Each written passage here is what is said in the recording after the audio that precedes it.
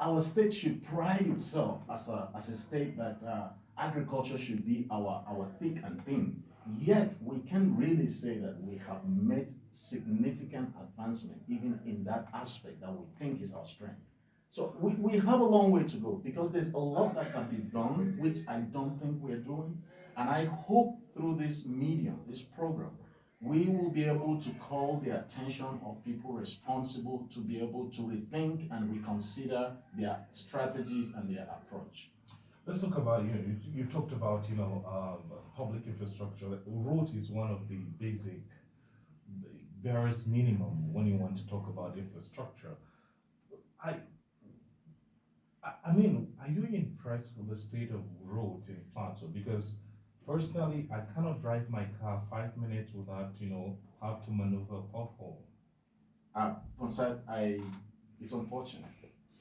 I can tell you that there are potholes on the roads in Plateau that I knew existed 13 years ago. Interesting. Coming back, and I saw that. Give us. Let me give you an instance. Yeah. I landed in Lagos, took a flight from Lagos to Hepang, and from Hepang I decided I was going to the village straight to Mangu. And right from when I got out on the main street, between that to Mangu, the moment I got on the street, I cannot tell you I've driven about 2 kilometers without having to navigate around a big giant gully that is seeking to destroy or swallow something or someone. Now, I don't understand why such a thing could still be there, and the government doesn't really think that there is need to fix that.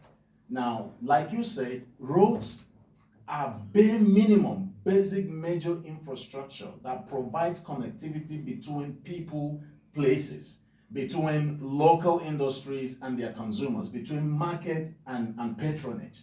But unfortunately, on the plateau, go to neighborhoods, go to areas, there is no place you can go on the plateau and drive for a certain distance without having to deal with a pothole. And you wonder we have a system, you wonder we have a government, you wonder we have a work ministry that is responsible for handling that. I don't know if we used to have Ministry of Works. I know we used to have it. I don't know if we still have that. I mean, where is the Commissioner of Works on the plateau? Is he living on the plateau? Does he drive on the plateau? Which area does he live on the plateau? Is there any area on the plateau that doesn't have potholes on their roads? Why don't they see it? Why is nobody doing anything? What is their role? What is their responsibilities? When we have elected leaders, what they fail to realize is that they are supposed to be employees of the people. So the people are their employers. They are supposed to serve our interests. And one of the major things they are supposed to do is to provide basic infrastructure. Road is basic, bare minimum. And unfortunately, if we are to grade Plateau in terms of road infrastructure on the scale of 1 to 10, Plateau scores 0. 0. There's a trade fair, upcoming in Plateau State, and I for one have asked the question, Cubono, in whose interest, the trade fair. If you are bringing the world to come to your state and you don't have roads, high rate of insecurity, low wages, on the part of. But instead, let me cut you short on that. I didn't mean to do that, but okay. Let me kind of buttress that. Trade fair. Now, when you put a project out there, when you put an event out there, definitely there has to be an objective. What is your vision? What's your goal? And I want to assume the government has an objective. Now, your objective could be right or could be wrong, but there has to be an objective. But let's assume under all normal situations, you have a good objective. Now, the simple basic objective of putting on a trade fair is to promote an economic activity, invite outsiders to come and see what you have, to patronize what you have, improve economic enterprise in your state, and allow people in your state to take advantage of those who are coming, to increase commerce and improve economic lot of many people on the state. Now, if you look at that as the basic reason why we want to promote trade fair, which of course I am all for it, right? But how is that going to achieve that on the plateau? When we look at that, how do we invite people from somewhere to come to Plateau when they cannot drive successfully from Hepang, the airport, and over here to Jos And even when they live in Jos, they can navigate within our towns and our communities successfully without driving through potholes and damaging their vehicles. And you expect them to look back and say, oh, we had a pleasant experience on the plateau. That is horrible. I mean, with the situation, I want to say, personally, the priorities should be on fixing what needs to be fixed in order for such event to be inviting. Right now, putting a trade fair, it's not a priority in the sense that it's not going to create a pleasant experience for whoever is going to come here. Okay, let's take it from here. The governor of the state has prided himself at different platforms that when it comes to governors that have, how do I put it, in terms of continuity of projects inherited from his predecessor. And he has prided, at several platforms, said is good on that. When it comes to completing projects inherited, he's been able to do that. He has said that at several platforms. And then a lot of people have said, we can point to many projects. There's a bridge close to the office here. And I've been privy to the budget of Plateau State for the past 3 years, and there had always been a provision for the completion of this particular bridge. Now, you look at so many areas now, the Dogon Cafe Road now, the contractor just moved over to site. I want to ask you, from my observation of the Plateau people, they don't ask for so much from their government. They just want the basic things, just like you said. Good roads to move their farm produce to the final consumers, electricity and all of that. From your own perspective, you schooled on the Plateau at some point. I think you went to Plateau. That's right. And you traveled, you came back. From where you're coming from and what you came back to meet on the Plateau, 13 years that you were away, how did you feel when you came back and you saw what was on ground? I mean, majority of what we have now in terms of infrastructure, especially roads, were the ones that was done by the previous administration. How does that make you feel? To be honest with you, it's a mixed feeling. There's a feeling of excitement coming back home, but there's a feeling of frustration, feeling of depression, looking at the things you see on ground. Especially, like you say, whatever claim the government is making in terms of continuity of project, I don't want to knock the government down. I want to say, yes, the government absolutely will have some score with regards to some things, but it's not enough. The truth is that you made mention of the fact that our people, all we want is simple, basic things of life. We don't even demand a lot from our government. Now, let me give you an instance where I'm coming from in the United States. If there is a pothole in a community that the city needs to fix and it came to their attention, there is a pothole, they will have to announce, they will have to put a sign, they will have to let the communities realize that we are aware of this and we are about to fix it. And they will give you a time, this will be fixed within this specified time. It has to be done. And guess what?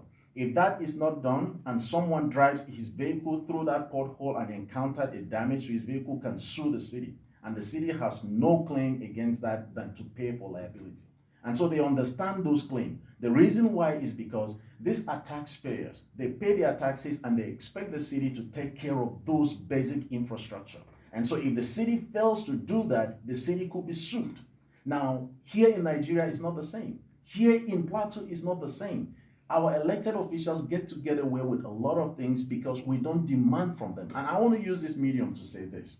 Now, as much as we are not trying to knock down the government, as not as we are not saying this out of any hatred for the government needs to realize that they have a responsibility to the people, and the people have a right to demand the basic things that is due to them. Now, to have a good road is not a privilege. The government should not think as if they are doing us a privilege to fix our road. You mentioned Dogon Cafe Road.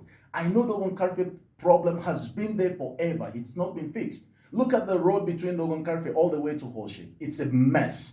Why is nobody doing anything? Is it a privilege for us to drive on good roads? It's not a privilege. So we elect our leaders to be able to fix these problems. If they feel they can do that, then they should get out of the way for other people to do that. And I want to call the people on the plateau to begin to demand from their government. It is our right. It is not a privilege for the government to do for us what they need to do. Now, let's look at, of course, I'm sure you've been following the news. The Nigerian Labour Congress, they're putting up a nationwide strike. And events of the last few, weeks have definitely put a lot of problems on the tables of Nigerians. There's hike in electricity, tariffs. There's hike in, price of petroleum, and a lot of people have said other countries of the world are trying to provide some form of balance, for their citizens to cushion the effect of the pandemic. But in contrast, that's what we have in Nigeria here. The price of everything keeps going up. A bag of rice is over 30,000. You cannot even get the basic as little as corn. I mean, the price have gone almost 1,000 naira. What you practically buy for maybe 200 naira before now.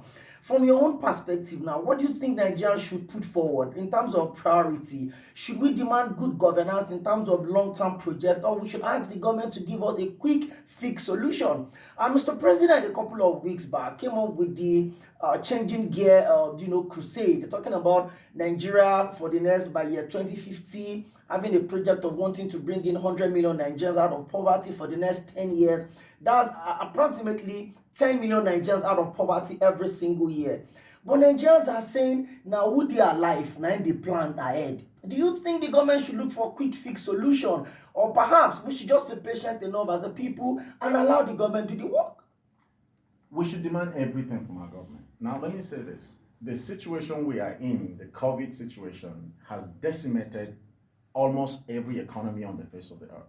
And like you said, every sensible economy is doing everything possible to alleviate the pain of this economic hardship on their people. It's only in Nigeria that we have a case whereby the government take advantage of its own people.